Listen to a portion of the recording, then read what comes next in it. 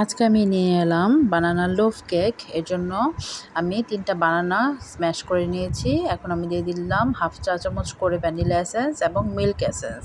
তো এটা দিয়ে আমি সাইড করে রাখছি। এখন আমি নিয়ে নিচ্ছি রুম টেম্পারেচারে থাকা একটা ডিম এবং হাফ কাপ চিনি।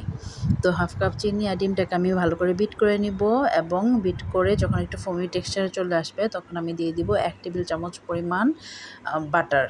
তো বাটারটা আমি এটার মধ্যে দিয়ে আবার খুব সুন্দর করে ব্লেন্ড করে নিব। এখন আমি দিয়ে দিচ্ছি এই মিশ্রণটাতে ডিম, বাটার, চিনি এই মিশ্রণটাতে এখন দিয়ে দিচ্ছি কলা। আর শুকনো উপকরণের মধ্যে আমি নিয়েছি 1.5 কাপ পরিমাণ ময়দা, 1 চা চামচ পরিমাণ বেকিং পাউডার এবং 1 চা চামচ পরিমাণই বেকিং সোডা। এখানে কিন্তু বেকিং সোডাটা 1 চামচ পরিমাণ পুরাটাই দিতে হবে এবং দিয়ে দিচ্ছি 2 চা চামচ মিল্ক পাউডার। তো এই আমার শুকনো উপকরণের মধ্যে এগুলোই আমি দিব, আর তেমন কিছু দিচ্ছি না। দিয়ে আমি খুব ভালো করে চেলে নিব এবং আরও আমি একটু দিয়ে দিলাম এখানে 1/4 চা চামচ পরিমাণ করে এলাচির গুঁড়া এবং দারচিনির গুঁড়া, আর দিয়ে দিচ্ছি সামান্য লবণ। তো এই তো আমার হয়ে গেছে। এখন আমি এটিকে খুব ভালো করে মিক্স করে নিব। মিক্স করে তারপর আমি মোল্ডে ঢেলে নিচ্ছি। মোল্ডে আমি আগে একটু ঘি ব্রাশ করে ঘি দিয়ে তারপর আপনার বাটার পেপার বিছিয়ে নিয়েছিলাম। তো এখন এই মোল্ডের মধ্যে আমি পুরোটা ব্যাটার ঢেলে নিচ্ছি। আর ব্যাটারটা ঢালার পরে আমি একটা কাঠি দিয়ে শাসলিকের কাঠি দিয়ে খুব ভিতর থেকে যেন কোনো বাবুল থাকতে যেন বের হয়ে যায়, এজন্য একটু একটু করে নাড়িয়ে নিচ্ছি। তো এই তো হয়ে গেল, নাড়ানো শেষ হয়ে গেল। এখন আমি এটাকে দিয়ে দিব চুলায়। আমি চুলাতেই বেক করে নিব।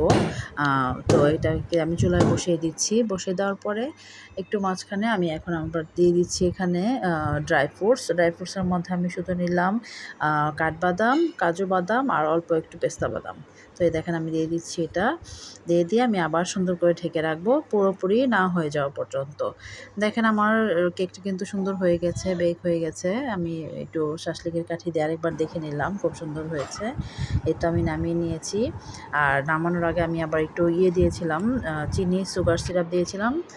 তো এই তো ফাইনাল লুকটা এসেছে, খুবই মজার ছিল। যেহেতু বানানা ব্রেড তো এই জন্যই একটু লুকসটা একটু কী বলবো এটাকে, একটু ব্রাউন কালার এসেছে।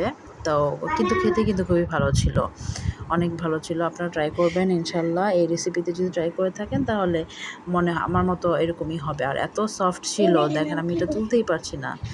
2টা ট্রাই করার পরে তারপর 3 নম্বরটা আমি তুললাম। দেখেন কতটা এটা স্পঞ্জি, কতটা এটা সফট, খুবই সফট হয় এই পাউন্ড কেকটা।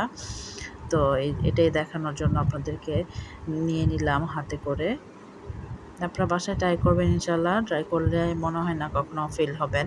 খুবই সহজ একটা রেসিপি এবং খেতে খুবই মজা। আপনারা অবশ্যই ট্রাই করবেন আর আমাকে জানাবেন যে আপনাদেরটা কেমন হয়েছে। দেখেন এই তো লুক, আমি 2-একটা পিকচার দিয়ে দিলাম। আসসালামু আলাইকুম সবাই।